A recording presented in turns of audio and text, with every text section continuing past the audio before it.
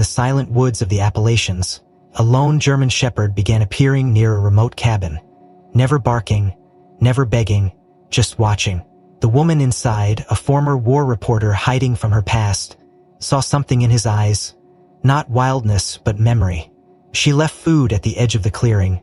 He took it, then vanished, until one morning he returned dragging a half-frozen puppy through the snow, not for himself, for someone else. That's when everything began. If you believe some animals remember, and loyalty can survive even Firewatch till the end. And if it stays with you, like, subscribe, and tell us where you're watching from.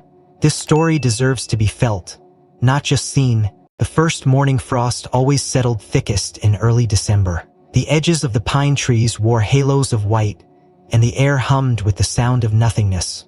No traffic, no chatter, no clicks of cameras or breaking news. Just wind and trees. And Amara Lewis still waking from another restless night. She stood on the wooden porch of her small cabin, tucked into the foothills of the Appalachian wilderness. Her hands wrapped around a chipped ceramic mug, steam curling from it like a second breath. The coffee was bitter just the way she liked it. Out here, bitterness didn't need sugar. 3 years had passed since Amara left her life as a war correspondent behind. Or maybe the right word was fled. After the ambush in the Congo, after the screams, after the heat and red sand and the sound of barking dogs mixed with gunfire, she'd vanished into a self-imposed exile, retreating to the only inheritance her grandmother had left. A run-down, moss-kissed cabin 2 hours from the nearest town, surrounded by 20 acres of wilderness that didn't care who she had once been. The silence here was not comfort but armor. Nothing could reach her if nothing could find her. She sipped the coffee and glanced toward the tree line, just beyond the clearing where early winter light filtered through the trees like pale gold. That's when she saw him. Again, the dog. He was half-shepherd, large, lean fur, a deep burnished black with streaks of rust brown across his shoulders and legs. He wasn't a stray. Not in the traditional sense. His posture was too sharp, his eyes too focused. But his ribs showed. His left hind leg carried a subtle limp, and a streak of mud caked the right side of his face. He was watching her. Not begging, not creeping, just watching. Amara froze. Her heart beat in that low, angry rhythm it always did when memory tried to claw up her throat. 3 years ago, she had been surrounded by a pack of guard dogs in a warlord's camp. One of them had lunged at her, jaws flashing in the firelight, and even now the scars on her side tightened with the cold. She couldn't trust dogs. She didn't hate them. She feared them. Feared what they triggered in her. Feared how powerless she became around them. But this one didn't snarl, didn't step forward, just sat 10 feet from the edge of the clearing, eyes pinned on her cabin like a soldier on watch. She whispered to herself, "What the hell are you doing out here again?" This was the 4th morning in a row he'd appeared. Always around the same time, always alone, always sitting at the edge of the tree line. Something about the precision of his posture, the stillness, it unsettled her more than if he had barked or charged. Dogs didn't behave like that unless trained. But what kind of trained dog limped through the forest alone? The shepherd's ears twitched. Then, without a sound, he stood, turned, and disappeared into the woods. That night, Amara didn't sleep.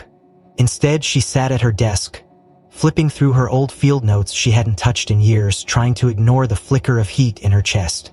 Curiosity. That old, dangerous thing.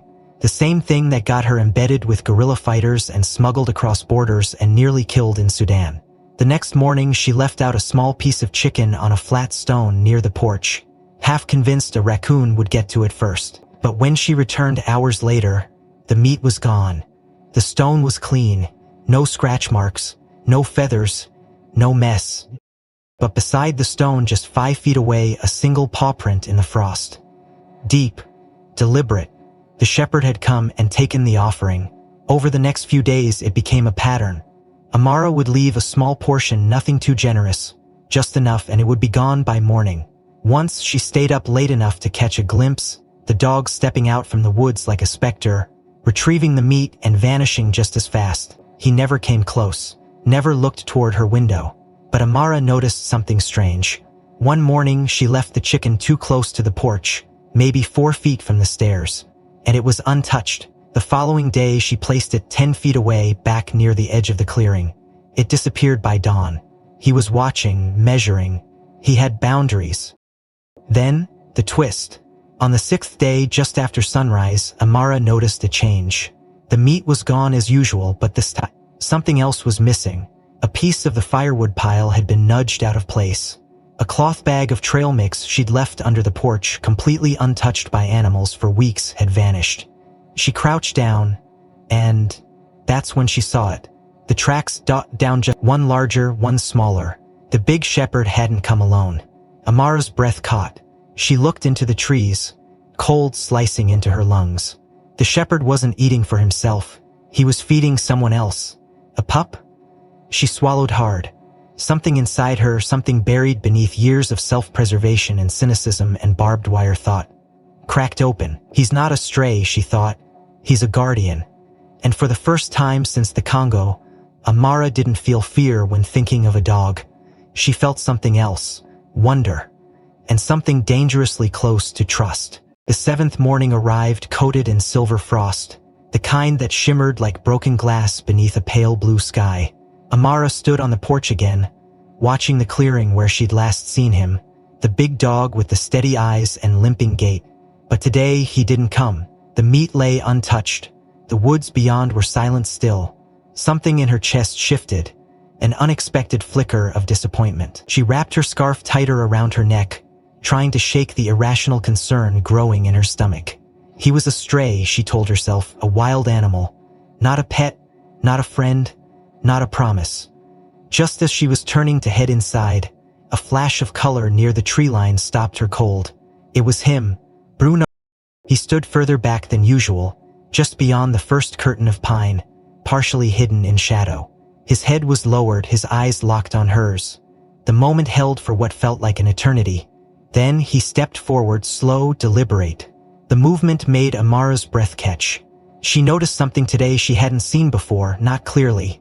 On his left side, just above the flank, a thick, jagged scar carved through the fur, the kind that didn't come from barbed wire or a tumble in the wood. No, this was a wound with purpose. Clean, brutal, burned at the edges. Gunshot. And not just any shot. Amara had seen enough battlefield wounds in both humans and canines to know this was trauma by design. High velocity, close range, the kind that ended lives. Her hands tightened around the mug she was holding, the heat suddenly unfamiliar. That dog had been in combat. Later that afternoon, she returned to her desk and pulled out the old tablet she rarely used. She opened a browser and typed in keywords. Missing canine units, German Shepherd, combat dogs retired, and explosion scars on canine flank. It was a long shot, but instincts didn't fade even after 3 years away from war zones. They just changed targets. Hours passed in quiet obsession. The only sounds, the clicks of her fingers and the occasional caw of a raven outside. And then, an article buried deep in a military newsletter archive. Federal canine missing in action. Operation Burnhold. Her breath hitched. Bruno's photo was there, grainy but unmistakable. Same posture, same coat, same eyes, same scar. The article was brief and sanitized. A federal canine lost during a classified hostage extraction mission in a warehouse explosion outside of New York. No remains found. Declared deceased. But the date, 2 years ago, which meant he'd been out there, alone, surviving in silence all this time. The weight of that realization sunk heavy into her ribs. She whispered aloud, "You're not just a stray. You're a ghost they left behind." That night, the storm came. Wind tore through the trees like invisible hands, shaking the windows, pushing snow sideways in hard white sheets. Amara lit the wood stove and stayed wrapped in a thick quilt, the old war inside her mind clawing to come out. Every gust sounded like gunfire, every howl of wind like screaming. And then, through it all, a sound that didn't belong to the storm. 3 short barks. Pause. 2 longer ones. Then silence. Then again. 3 short. 2 long. Short. Amara froze. She knew that rhythm. Her brain kicked into a part of itself she hadn't used in years. Foreign correspondents embedded with military teams had to know basic Morse sequences for emergency signaling. And this was a call for alert, Danger. Threat. Help. She scrambled for her coat and flashlight and ran to the porch, nearly slipping on the ice-slicked boards. The wind whipped at her hair, blinding her with snow. But then she saw Bruno standing just past the edge of the woods, facing not her but the other side of the tree line. His stance was tense, head low, tail rigid. He barked again, same sequence. 3, 2, 1. Jesus, Amara breathed. She stepped off the porch and followed his gaze. For a second, all she saw was trees, but then a glint of something metallic, moving between trunks. Too tall for an animal, too slow to be wind. A man? She ducked instinctively behind the porch's outer wall, heart thundering in her chest. What the hell was happening? Bruno didn't move toward her. He stayed in place, guarding. Amara scanned the snow and spotted faint boot prints fresh leading into her property from the far slope. Whoever had been there had come close. Too close, and Bruno had signaled her the only way he knew how. Back inside, Amara locked every door and window. She watched from the living room as Bruno circled the cabin once, sniffing at the perimeter before disappearing back into the woods. Not afraid, not fleeing, but patrolling. He was protecting her. She sat on the edge of her couch, adrenaline still fizzing under her skin, and whispered to the empty room, "Who trained you like that?" No dog learned Morse naturally. This wasn't a trick. It wasn't a coincidence. This was strategy. Bruno hadn't just survived, he had remembered. Somewhere deep in his bones, the discipline hadn't faded. The loyalty hadn't dimmed. Someone had molded him into a soldier, and someone had left him behind. That scar wasn't just a mark of survival. It was a story no one had written down. Until now, Amara pulled out a weathered notebook and started writing. Not for publication, not yet, but for memory. For him. Outside, the wind calmed. The snow fell softer.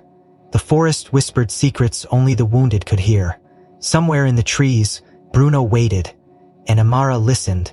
Then just before dawn, she heard it again. Different this time. A shorter signal, one she hadn't heard since Kandahar. One short bark, one long, then silence. She froze. That meant the storm hit harder than the forecast warned. By midnight, the cabin groaned under the weight of wind-choked snow, and the power had flickered 3 times before giving out entirely.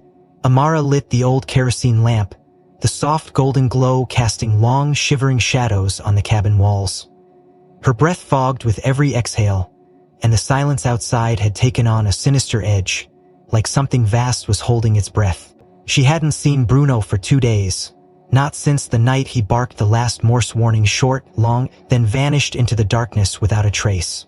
Part of her wanted to believe he had gone deeper into the forest, found shelter, maybe even safety. But a colder part, the part that remembered watching men vanish into smoke and never return, whispered a harsher truth. Storms like this didn't just test survival, they erased. Amara lay curled on the couch, wrapped in layers of blankets, her boots still on, the fire struggling against the cold that slipped through every crack of the old wood. Outside, the wind screamed down the mountainside and the trees beat against each other with the violence of war. She tried to sleep but couldn't. Her ears strained past every groan of the cabin, past the popping of the firewood, searching for something, anything. Just after 3:00 a.m., it came. A sound, not the storm, a scratching subtle, deliberate at the front door. Amara bolted upright. Her heart slammed once, twice, and then she moved. She grabbed the flashlight and her grandfather's rusted shotgun, not even sure it worked anymore, and crept to the door. Her breath shallow. She hesitated, every instinct screamed at her not to open it, not tonight, not now. But another voice, quieter but heavier, said his name, Bruno. She unlatched the bolt and cracked the door just an inch. What she saw made her knees buckle. There he was, drenched and shaking, fur clumped with snow and ice, standing just past the threshold like a statue carved from exhaustion and pain. His eyes locked with her, same steady stare, but this time, it wasn't silent. It was pleading. Through the windows his knees fluttered. Was something small, a bundle of trembling gray fur matted with blood and slush, paws dangling lifelessly, one twisted at a brutal angle. A puppy. Amara dropped the flashlight. Jesus, she whispered, pulling the door open wide. Bruno didn't move at first.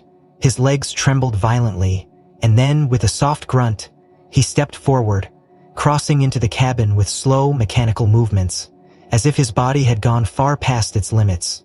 Amara cleared space by the fire, spreading out towels, and Bruno lay the pup down with the same care she'd seen a mother give her newborn in a war tent. Then he backed away, collapsed against the front door, and didn't move again. The puppy wasn't moving either, aside from shallow breaths that puffed and collapsed in uneven rhythm. Momara reached out, her fingers trembling, and touched the pup's fur. It was ice cold. She wrapped it in the warmest towel she had, placed a hot water bottle gently against its side, and whispered softly to it like she had to the children in the refugee clinic. "Stay with me, little one." As dawn cracked gray against the windows, the snow still hammered down, but the winds had begun to wane. Bruno hadn't eaten, hadn't moved, but his eyes never left the bundle by the fire. They tracked every twitch, every breath. Amara sat beside him and, for the first time, placed her hand on his shoulder.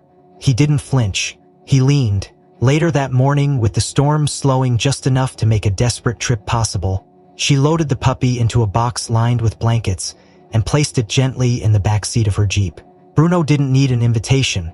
He jumped into the passenger seat and curled tightly, watching over his small cargo the entire way. The drive to the animal clinic was 3 hours of treacherous, half-cleared roads and ice-slicked bends. But Amara didn't hesitate. Something deeper than instinct had taken over now. This wasn't just rescue. This was reparation. Dr. Lena Morel was the only vet who answered Amara's call. When they arrived, she ushered them in with urgency, eyes narrowing at the sight of the pup's condition. "Severe hypothermia," she muttered. "Compound fracture here, and look at this old bruising around the abdomen. Some ribs? This pup's been abused." Amara's jaw tightened. "Can you save him?" "You'll try, but he's small, maybe 3 months, and he's already lost a lot." While the vet worked, Amara waited in the corner of the room with Bruno lying at her feet like a sentry. On a whim, she asked Dr. Morel to scan the pup for a chip. The machine beeped. There was one. The data pulled up was old, fragmented, and encrypted. Not the kind of registration you'd expect from a family pet. No address, just a code. 3 letters, 2 numbers. Amara froze when she saw them. Those exact prefixes had come up before, years ago, in a case she had worked undercover, one that had cost her her position, her funding, and nearly her life. A case about an illegal dogfighting ring operating under the guise of a breeding program for protection dogs. A front protected by men with influence, money, and political ties. She had tried to expose it, but the footage she gathered disappeared. Her contacts vanished, and one night someone had broken into her apartment and left a warning carved into the wall. She never talked about that case again, but now, that scar was back, and it was breathing at her feet. Amara stood slowly and walked toward the operating room's window. Bruno was there beside her, tail curled, eyes tired but burning. She whispered, "You didn't just find him. You went back for him." Her voice cracked. "You brought him to the only person who tried to stop them once." Bruno didn't move. He didn't need to. Amara had seen enough war to know when someone was asking for help without words. The pup, barely alive, wasn't just a victim. He was evidence. And the people who hurt him, they hadn't finished yet. The blizzard returned without warning. One moment the sky was pale and brittle with winter sun, and the next it collapsed into a white wall of silence and rage.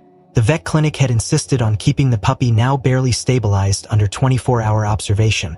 And while Bruno refused to leave the lobby, Amara made the mistake of insisting she would drive back to the cabin that night to gather more supplies, food, and documentation tied to the old case. She had left in late afternoon, hoping to beat the worst of the snow, but she was barely halfway up the mountain road when visibility dropped to near zero, and her Jeep spun off the path into a shallow embankment surrounded by trees. The vehicle stalled, the engine gave one final cough, and everything went still except for the hiss of snow swallowing the world outside.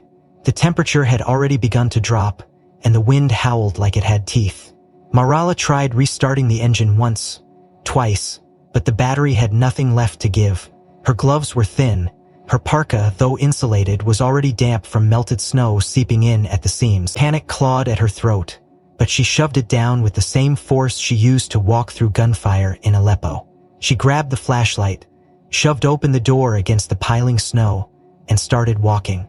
She couldn't stay in the vehicle, she'd freeze before morning. Her cabin was less than 2 miles away. She could make it. She had, but she didn't. After less than half a mile, her legs buckled. Her vision blurred at the edges. The cold wasn't biting anymore. It was a blanket. Seductive. Soft. Her knees hit the snow hard and the flashlight tumbled from her hand, rolling into darkness. Somewhere in the haze of her fading thoughts, she heard a bark. Then another. Sharp, insistent. Her body didn't move. She was sliding into unconsciousness the way someone might fall asleep in a warm bath. Quiet, slow, final. But the cold didn't take her. She woke to pressure, weight on her chest, heat against her cheek. Something was breathing next to her face. Snow had been packed around her like a nest, layer after layer of powder and pine boughs and damp earth. And nestled between her arms, wrapped tightly against her coat, was the puppy, still weak but alive. And above them, curled into a protective arc like a living wall, was Bruno. He had found her, dug her out of the drift, dragged the pup to her side, and buried them both under snow to preserve their heat. He had kept her alive. She blinked slowly, lips cracked, eyes burning from the cold. Bruno was watching her, eyes alert but unafraid. He didn't bark, didn't move, just stayed, his body forming a barrier against the wind. She didn't remember crawling back to the cabin, only that she woke again on the living room floor near the fireplace, wrapped in sleeping bags and fur, with Bruno lying beside her and the puppy tucked against her chest like a second heartbeat. 2 days later, once the roads cleared enough to return to the clinic, Dr. Morrill confirmed what Amara had feared. The puppy's condition was improving slowly, but the scan from the embedded chip had finally yielded a full traceable ID, and it was worse than Amara had imagined. The code matched a registry only known to federal agents investigating underground breeding and fighting operations. A black site disguised as a training center. The chip had been registered under a holding facility in South Carolina, but that facility no longer existed because it had been torched, burned to the ground. No survivors, or so they thought. Amara stared at the printout in silence, her hand trembling slightly as she read the date on the report. It was a date she knew too well. She had been there, that same week, undercover. She had slipped through the back fence under moonlight, filming with a body cam stitched into her coat. She remembered the rows of cages stacked on top of each other, the smell of waste and blood, the men laughing as they struck a muzzle against a concrete wall to make a puppy bark on command. And then the fire. A sudden explosion from the west end of the lot. She had barely escaped with her life, her footage destroyed in the chaos, her identity exposed. It was the last time she ever trusted a source without vetting 3 ways over. The investigation was shut down quietly. The lead handler arrested for unrelated charges. No official ties to anyone higher. And she had been told firmly to drop it or face corruption. They framed it as a safety issue. What they meant was political. Powerful hands had been at work, and now, years later, one of the only living survivors of that night had landed in her arms. Bruno had known where to find him, had risked everything to bring him back. But why? Why now? The question burned in her skull. She ran her hands through her hair, pacing the edge of the clinic waiting room, her boots scuffing at the tile. Bruno sat nearby, silent, alert, watching the hallway, the way he had carried the pup, the way he had guarded it. That wasn't coincidence, that was purpose, that was mission. Dr. Morrill stepped out from the back with a chart in hand. "There's something else," she said quietly. "The scar on the pup's neck, it's a healed puncture wound, but not from a fight. From a syringe. My guess is he was tagged for destruction and somehow got loose." "So he was marked for death," Amara murmured. "And someone went back for him," the doctor added, eyes glancing toward Bruno. Amara stared at the shepherd's heart hammer. "He didn't just stumble across that pup." Dr. Morrill nodded. "No, he saved him." The words landed heavy, like a stone thrown into still water, rippling outward through everything Amara thought she knew. She walked out of the clinic and leaned against the Jeep, snow still dusting the hood from earlier that morning. Bruno followed, stopping beside her, gaze fixed on the street beyond. She knelt beside him, her voice low. "You brought him to me, not to any vet, not to any town. You walked into a blizzard and brought him to the one person who was there. Who saw it? Who tried to stop it? Bruno looked at her. For the first time, Amara felt the weight of that look. It wasn't a dog looking at a human. It was a soldier calling in backup, and the war they had both tried to leave behind hadn't ended. The snow had stopped falling days ago, but the cold lingered like a second skin. Sharp, unforgiving, Amara had brought the puppy, now officially under temporary care, back to her cabin with explicit approval from Dr. Morrill, who deemed him stable enough for home recovery under close supervision. The pup, whom she'd started calling Ace without even realizing it, was healing slowly. His ribs showed less each day, and though his injured leg was still splinted and weak, he had begun hobbling after Bruno around the house like a silent shadow. Bruno, in turn, had accepted the new role without hesitation. He slept between Ace and the fireplace every night, positioning himself so his back faced the door, and his eyes could track every sound from outside. Amara had learned to trust that look, that stillness, that tension in his body like a wire stretched tight across time. It started with the footprints. 3 mornings in a row, Amara found them circling the perimeter of her cabin. Heavy, deliberate boot prints, not hers. Not from hikers. The first set she found along the east tree line near the edge of the frozen creek. The second appeared near the back of the cabin, just below the window where she kept her files locked in a weatherproof cabinet. The third set stopped at the porch steps and turned away. No trespasser, no break-in, just observation. But they were fresh and recent. She didn't mention it at first, not even to herself. She brushed it off as coincidence, as her own nerves catching up with her. The mountain attracted lost hikers sometimes, and she had made enemies before. But deep down, she knew it wasn't random, especially not after the last storm had erased all previous tracks. These were new. They were watching. She stopped sleeping properly after that. Nights became hours of half-lucid listening, with her breath held tight in her throat and one hand always resting near the drawer where she kept her father's old revolver. She started checking the locks twice, then 3 times. Then she wired a simple alarm from an old motion sensor camera and attached it to a string of bells hanging over the cabin's front door, just in case. But that wouldn't stop what came next. On the 5th night, Bruno refused to lie down. He paced the cabin like a soldier on patrol, his claws clicking softly against the wood floors as the wind howled just beyond the glass. Amara sat in the armchair by the window, a blanket draped over her legs, one eye on her notes, one on Bruno. Ace slept in his crate beside the hearth, his tiny chest rising and falling in quiet rhythm.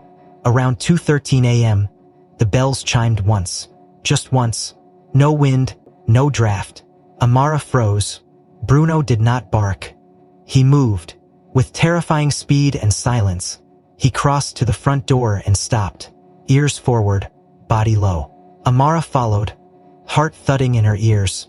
She reached for the revolver and whispered, "Stay," to Ace, though she knew the pup couldn't move much even if he tried. She flipped off the lamp, leaving the cabin in near absence. There was someone outside. Not a bear, not a hiker. A man. She could hear his breath slow, measured just beyond the porch. Then a faint click, like metal against wood. Her hand tightened on the doorframe. Through the window's edge, she caught a glimpse of a silhouette. Black clothing, gloves, a face half covered in a scarf, and something long and metallic slung over his shoulder. Not a rifle, a tranquilizer gun. Her stomach dropped. This wasn't random. They had come for Ace. Before she could react, Bruno did. He lunged. With a crack of wood and the explosion of motion, he burst through the side door one Amara had forgotten to bolt. The intruder turned just in time to raise the tranquilizer rifle, but he was too late. Bruno's weight hit him mid-chest, slamming him into the snow-packed ground with the force of a boulder. A sharp yelp made us in to push the door open. The man thrashed, trying to reach for his weapon, but Bruno sank his teeth into the man's wrist with a growl so deep it rattled the air. Amara ran out barefoot, snow biting at her skin, gun raised. "Let him go," she shouted, and Bruno obeyed instantly, retreating 2 paces, still growling. The man scrambled back, leaving the rifle behind, clutching his bleeding wrist. He muttered something low and furious, something about a damned federal bitch and unfinished business, and then vanished into the tree line before she could stop him. Amara stood in the cold, breath visible, gun trembling in her grip. Brûlé returned to her side, chest heaving, his eyes still burning with focus. She picked up the dropped rifle and stared at it under the porch light. It was standard issue. Government grade, no serial, clean work, hired hand. Her hands shook harder than the cold could explain. She looked at Bruno, then at the trail of blood disappearing into the woods. This wasn't just about the past anymore. They knew Ace was alive, and they were afraid of what he remembered, or worse, what Amara might uncover if she started asking questions again.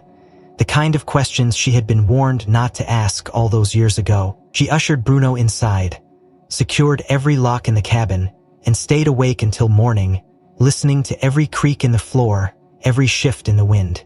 Ace didn't wake once, but when the sun finally rose, lighting the forest in fractured gold, she found him standing inside his crate, legs wobbling, eyes fixed on the front door, not afraid, waiting. By the time the bruises beneath Ace's fur faded and the stiffness in his leg began to ease, the snow outside had begun to thaw. The thick blanket that had once buried the mountains started to crack and melt, revealing brown needles and damp earth underneath. The forest was breathing again. Life was waking up, but inside the cabin, something far more unexpected had begun to grow, an unspoken dynamic, a rhythm between the two dogs that made Amara feel like a spectator to something older than language. Ace no longer whimpered in his sleep. He no longer trembled when she approached. But he didn't seek her out either. While he accepted her presence, her food, her voice, his eyes always flipped first to Bruno before doing anything else. If Bruno stood, Ace followed. If Bruno sat, Ace mimicked. If Bruno growled low at a strange noise outside, Ace's hackles would raise, even if he didn't understand why. It was like watching a child imprint on a mentor, not for comfort, but for purpose. And Bruno accepted the role without resistance. He didn't coddle, he didn't play. What he offered was something different: structure, discipline, survival. It started the first time Ace wandered too close to the edge of the porch. His limp had improved, and he could now walk without dragging the leg. But that morning, when he padded toward the woods without hesitation, Bruno intercepted him before Amara could move. He didn't bark, he didn't bite. He stood in front of the pup, body rigid, and let out a single, sharp huff. Ace froze, ears back. Then he backed away, and from the window, Amara watched it all unfold like a dance she didn't know the steps to.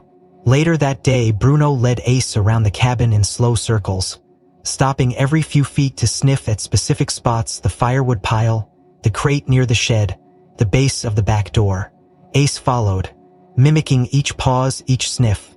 Amara realized what she was watching wasn't random. It was training. Over the following days, the pattern became clear. Bruno would take Ace out at sunrise and sunset, always for 10 to 15 minutes at a time. He taught him to move silently across the snow, to crouch low when birds scattered, to freeze when deer passed through the clearing. He showed him how to wait, how to listen. Once, Amara dropped a tin cup inside the cabin and both dogs froze at the sound. But Ace glanced at Bruno first before reacting. The older dog didn't move. Neither did Ace. It wasn't just obedience, it was hierarchy. And Bruno enforced it with a calm, relentless authority that Amara hadn't seen outside military training grounds. She had embedded with SEALs. She had filmed joint operations with NATO handlers. What she saw now on her own porch mirrored those exact routines. Each movement Bruno made was intentional, each correction minimal but firm. He never repeated himself. Ace learned fast. Amara started documenting it, first out of habit, then out of necessity. She filmed from her phone, not for broadcast but for evidence. The coordination, the memory, the silent cues, none of this came from instinct alone. These were protocols, tactics. Bruno was rebuilding Ace's instincts from the ground up, restoring something the trauma had shattered, and perhaps more importantly, he was giving him rules. Not commands from a human, rules from within. The most shocking moment came on a fog-drenched morning near the end of March. Amara had taken them both outside early, coffee in one hand, notes in the other. She wandered down to the small stream that cut across the southern edge of her land. While she knelt to test the ice near the water's edge, she didn't notice the small silver compass fall from her pocket. It was a family heirloom, carried with her through war zones and sleepless nights. Hours later, back inside, she realized it was gone. Before she could panic, Bruno stood, turned to Ace, and barked once. Then he sniffed Amara's coat, walked to the door, and looked back. She followed them both. Bruno led Ace in looping patterns through the woods behind the cabin. 10 minutes in, Bruno stopped and stepped aside. Ace sniffed the ground, circled twice, then suddenly lunged into a patch of brittle grass and returned with something in his mouth. The compass. Amara was stunned. This wasn't chance. This was a retrieval drill. Bruno had remembered, and Ace had performed.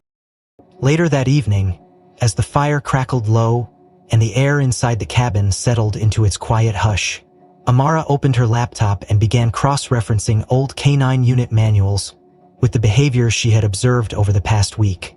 She matched 3 specific patterns: low-level tracking, controlled perimeter circling, and scent identification. All 3 matched federal K9 curriculum specifically, retired code-level routines used by dogs assigned to high-risk recovery and protection assignments.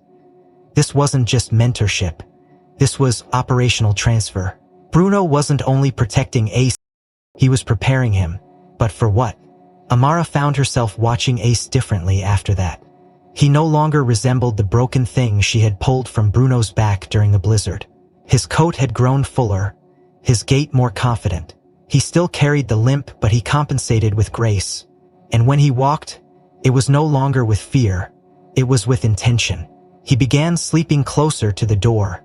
He responded to noises first, and though Amara had never spoken a word of command to him, she once muttered "leave it" when he went for a sock under the couch, and he obeyed. He had been trained before, or was being trained now. Either way, the past was surfacing, and Bruno was at the center of it. One night, Amara sat on the porch while the dogs moved through the yard in silence, circling the tree line like ghosts. The moon cast long shadows over the melting snow, and the scent of pine was thick in the air. She sipped her coffee, then whispered into the dark, "You're not just teaching him how to survive, are you?"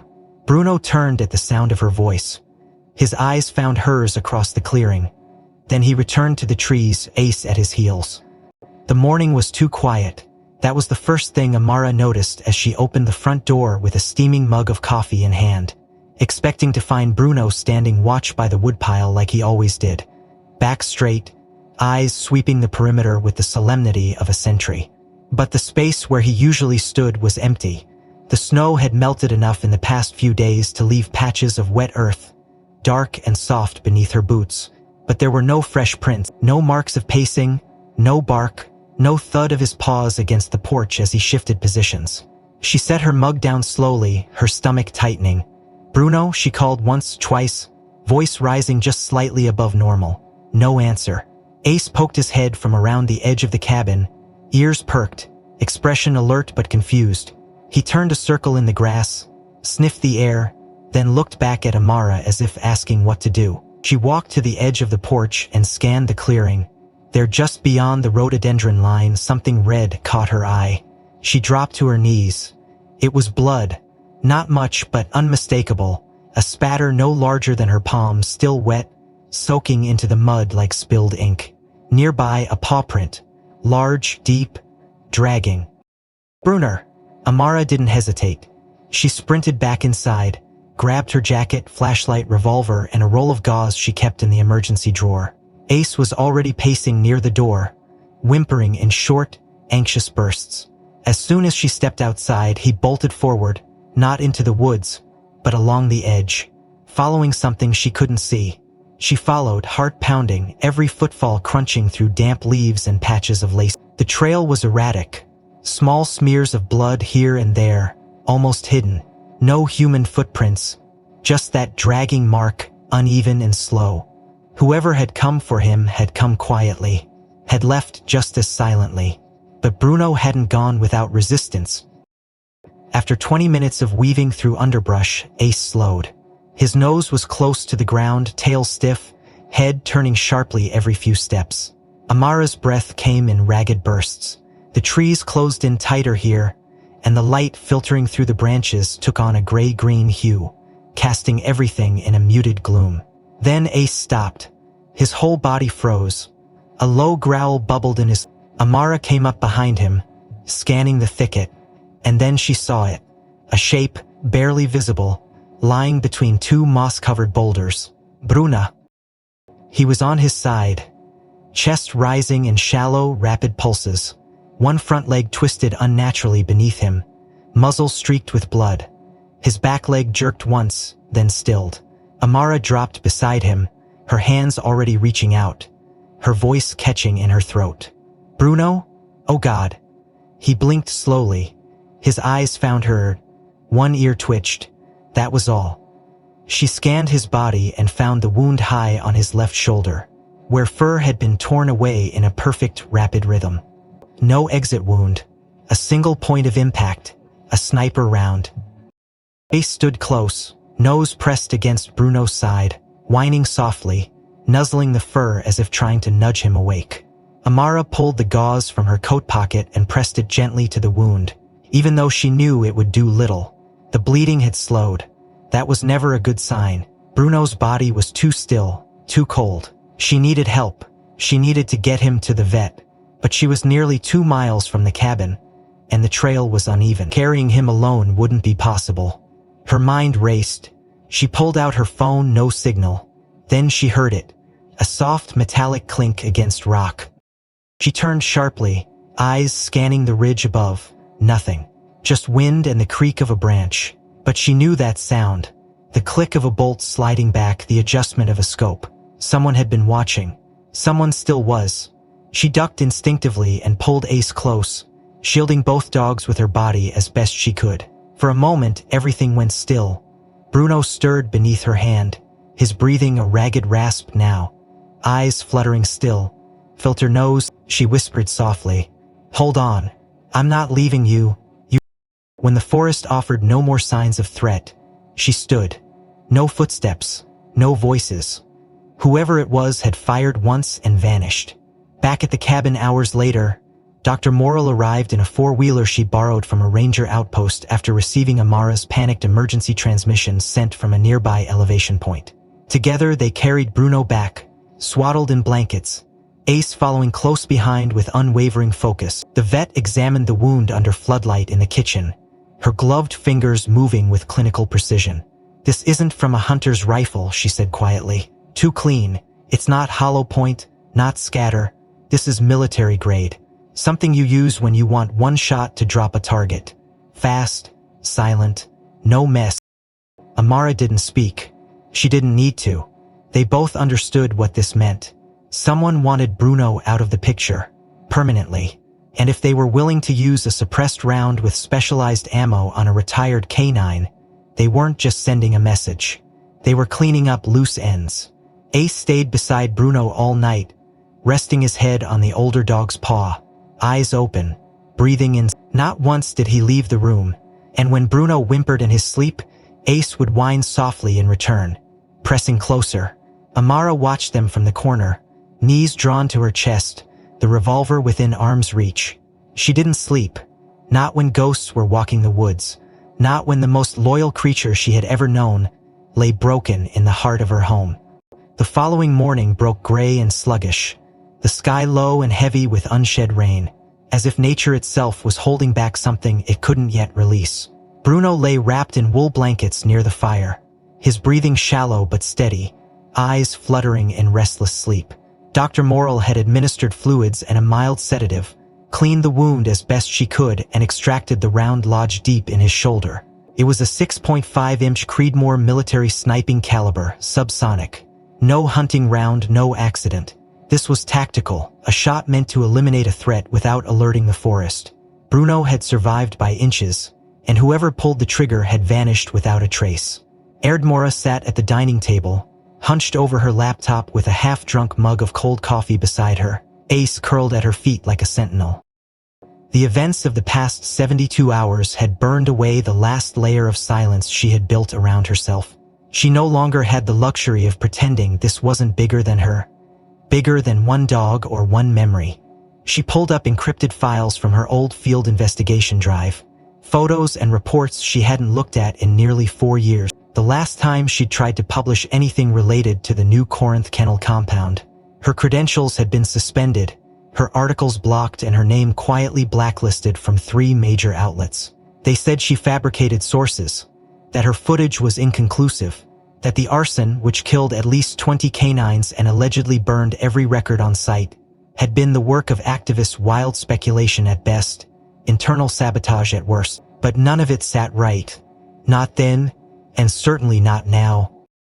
She re-examined everything through the lens of Bruno's scars. The attack, the way Ace had been marked and dumped to die. She reached out to a contact she hadn't spoken to in years.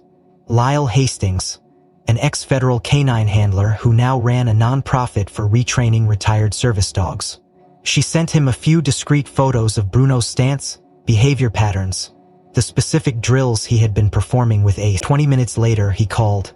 "That dog of yours isn't just trained. He's special ops trained. You're looking at what we called a Tier 2 clearance canine designed for covert search, scent differentiation, and live witness recovery. But we only had 6 of those units nationwide. Most were decommissioned after 2017. Where the hell did he come from?" Amara's breath caught. New before it burned. Lyle went dead silent. Then he said, "Impossible. That fire wasn't just arson, it was cleanup. The place was a front for off-the-books experimentation, using enhanced trauma conditioning for accelerated obedience. Every dog in that camp was registered under fake names. When it burned, they said no survivors." "You're telling me he walked out?" Amara's voice was low. "He didn't just walk out, Lyle, he came back with proof." She turned toward Ace, who had perked up at the sound of her voice. He tilted his head, his ears alert, his eyes watching her with the focused intensity of a soldier waiting instruction. Amara pulled the chip reader from her drawer and gently clipped the scanning probe to Ace's collar. She hadn't done a full scan since the first check-in weeks ago. She assumed everything had been read already, but the previous vet had only accessed the top-level data registration tags. Breed info, falsified medical records. She dove deeper into the storage partition and found an encrypted subfolder labeled DS9A/Alpha. It shouldn't have been there. Companion chips didn't hold subdirections. She hesitated, then bypassed the encryption with a coda hedgehog from her old investigation days. What emerged was a 5-minute audio file. At first, nothing but static. Then a voice. Male, calm, almost bored. "They're getting too smart. This one kept hiding the runt. Took us 3 hours to dig it out. Don't worry, I marked them both, one for retrieval, the other for disposal.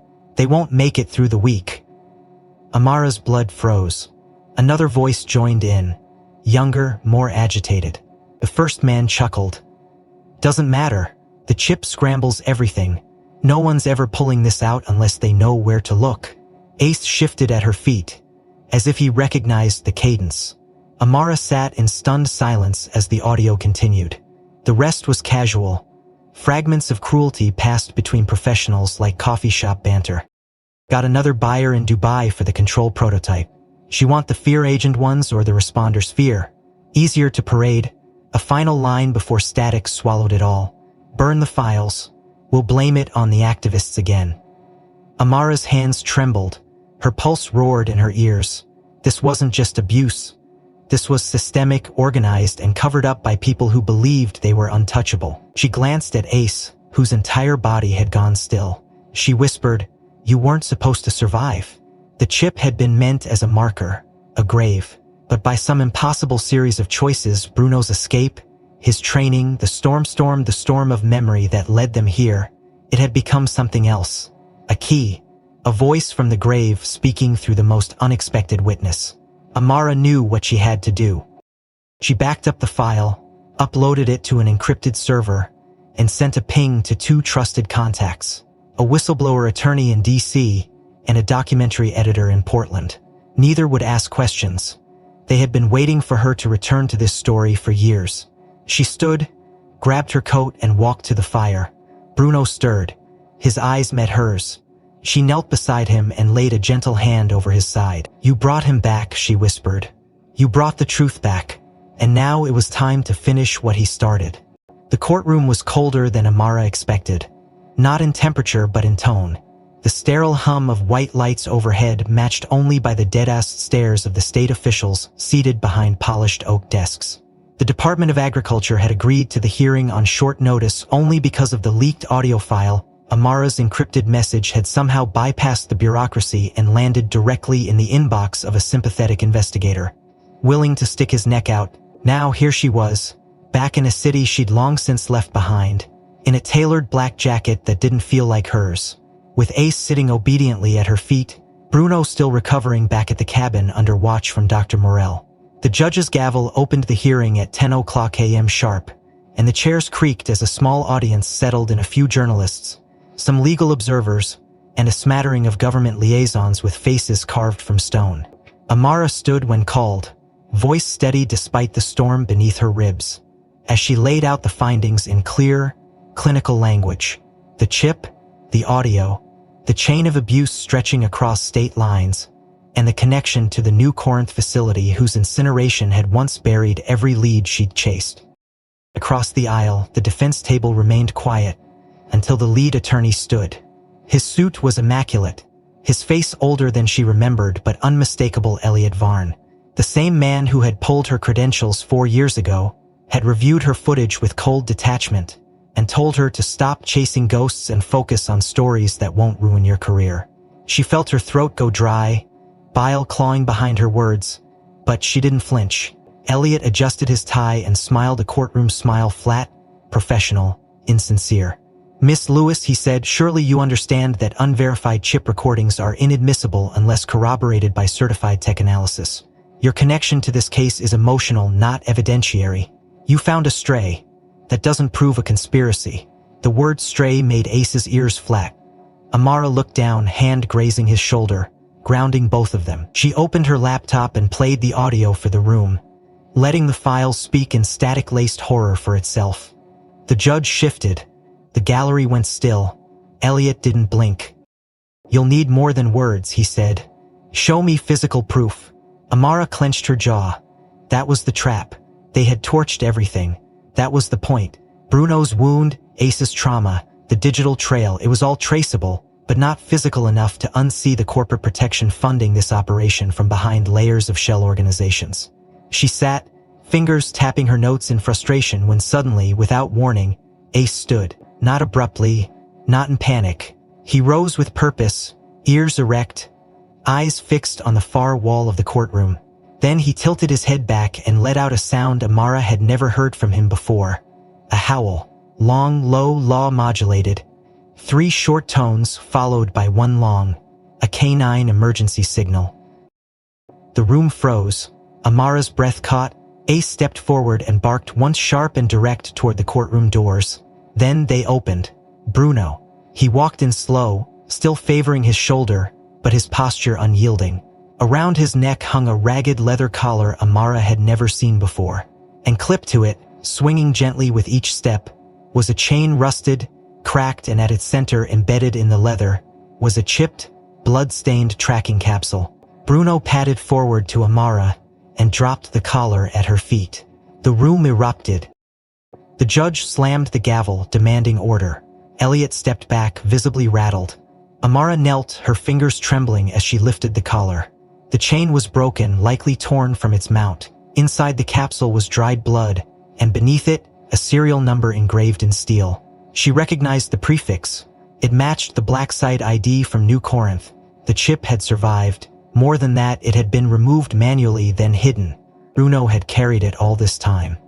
Inside his collar, Amara stood and handed the item to the forensic specialist, who immediately scanned it. The courtroom fell into an almost sacred silence as the scanner pinged and the display lit up. A match, not just to the New Corinth database, to a list of missing dogs officially recorded as euthanized 3 days before the fire. False death reports, fabricated closures. This wasn't negligence, it was premeditated erasure. Amara turned toward Elliot, whose expression had gone sheet white. She took a slow breath. "You wanted physical proof?" she said. Ace stepped beside her, tail still, eyes locked. Across the room, someone gasped. Another reporter raised a hand to capture a photo. Bruno stood unmoving, like a monument to everything that had been buried. The judge leaned forward, voice lower now. "We will recess for verification and reconvene with a recommendation for federal inquiry." Outside, the clouds broke open, letting sunlight fracture through the glass like gold spilled across steel. Amara turned toward the doors, her dogs at her side. Behind her, the courtroom murmured, but the storm was not over. Spring arrived not with a thunderclap or sudden bloom, but gently, like breath returning to lungs that had held still through the longest winter. The snow had vanished from the mountain's face, revealing mossy stones and dirt trails dotted with the first purple wildflowers of the season. The air was warmer now, less like glass and more like silk, wrapping gently around the trees and whispering through the cabin's open windows. A week had passed since the courtroom had gone still under the weight of Bruno's final evidence. The chip inside the rusted collar had carried far more than a serial number. It contained a sequence of time schedule, a manifest of over 30 canines, marked for international export under fabricated identities, and encrypted communications between handlers and higher-level contacts. Those files, once decrypted and verified by federal agents, led to a coordinated raid across 4 states and 2 port warehouses. Arrests had been made, a name had been exposed, a senator's donor connection severed, a foundation shut down, and through it all, the name Bruno had begun to appear in whispered conversations across the agency, spoken with equal parts disbelief and awe. A dog that had vanished, a dog that had survived, a dog that had come back. Amara didn't care for the headlines. She had declined every interview. All she wanted was to go home. Back at the cabin, life unfolded in quieter ways. Ace had grown stronger, taller, more certain of his body. He no longer limped unless he ran too fast. He responded to voice commands Amara hadn't taught him. And every morning he waited for Bruno by the door, nose pressed to the glass, ears perked, tail silk. His fur had lost some of its shine and his left side stiffened in the mornings, but his eyes remained as sharp as ever. Marakia often found the two of them in the clearing at sunrise, Ace circling the edge as Bruno watched, correcting posture with a low huff or a sharp glance. Their sessions had changed less about drills, more about presence, intention, awareness. One afternoon, as Amara sat on the porch writing field notes she knew she'd never publish, Bruno limped over to Ace and placed a paw gently on the younger dog's shoulder. Then he stepped back, barked once, and laid down, nose between paws. Ace stood still, confused, then turned and began pacing the outer ring of the cabin's clearing, pausing every few feet to glance back. Amara realized what was happening. Bruno was giving the final command, the final test. Later that evening, as the sun dipped behind the hills and cast the world in a golden hush, Amara carried a blanket to the grassy slope beside the stream where the forest opened wide. Bruno lay there already, breathing slow, the air around him fragrant with spring and damp earth. Ace lay close but still, head resting on his paws, tail flicking occasionally with the kind of patience Amara had come to recognize as reverence. She sat beside Bruno, placed the blanket gently beneath his side, and whispered, "I think he's ready." Bruno didn't lift his head. He didn't need to. His ears twitched once in acknowledgement. His chest rose, fell, rose again, slower. Amara placed a hand on his side, feeling the warmth beneath his fur. The rhythm that had once driven him through storms, through fire, woods thick with hunters and shadows. That rhythm was fading, but it hadn't failed. It had fulfilled. The sky above stretched wide and endless, painted in the pinks and deep oranges only mountain sunsets could master. The wind stirred the grass gently, brushing past her fingers like a goodbye. Bruno lifted his head once and looked up, not at her, not at Ace, but at the sky. His eyes reflected something vast, something ancient, something peaceful. Amara leaned down, her forehead resting against his. Eyes closed, heart open. "You kept your promise," she whispered. "You brought him home. You brought the truth home." Bruno exhaled, one final breath, and then he stilled. Ace didn't move for a long time. When he finally did, he stood, walked to Amara's side, and pressed his head into her ribs. She wrapped her arm around him and let the quiet settle. No sirens, no gavel, no headlines. Just sky, just trees, just the echo of loyalty that stretched further than words, deeper than fear, stronger than any war she'd ever fought. They buried Bruno beneath the tallest pine near the edge of the clearing, where the morning light hit first and the wind sang low between the branches. No stone, Just a circle of river rocks and the old leather collar, cleaned of blood, hung gently from a carved wooden stake. Ace sat beside the grave every morning for a week, tail wrapped around his paws, eyes steady on the forest beyond. Then one morning, without prompting, he stood, circled the cabin, and a signal, a beginning. Amara watched from the porch, tears blurring the mountain line in the distance, and whispered to the wind, "I'll carry the rest." And the wind, warm and new, carried it back. If this story moved you even a little, don't forget to like and subscribe so you won't miss the next chapter. I'm curious what part hit you the hardest, and where in the world are you watching from? Drop it in the comments, I'd love to know.